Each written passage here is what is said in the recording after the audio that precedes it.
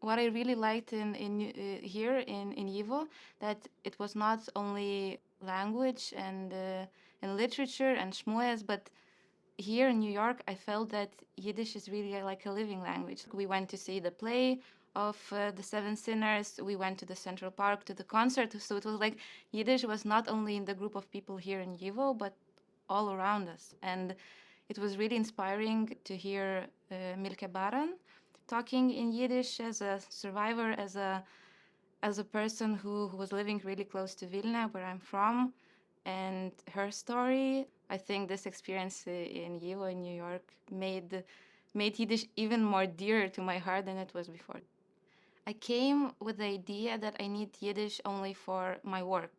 Like, I need grammar, I need to read faster, I need to be able to work with the documents faster. Like, I felt that in other courses that I'm learning Yiddish for the past, sometime in the future, maybe translate something.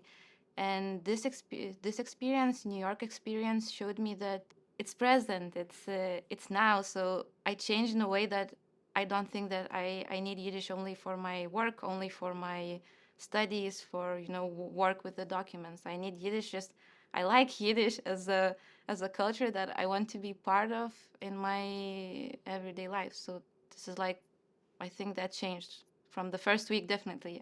Do as much as possible during the summer program because it it flies so fast. Like, you're thinking, oh, I will still have time to go to, I don't know, elective or something. No, it's like you have to participate, and don't be afraid to speak, even though like you speak a broken Yiddish, even though it was hard to fully talk in a proper sentences. And sometimes when we were talking about literature, you have a concept in your head and you want to explain it, and then you don't have the words, but you still try.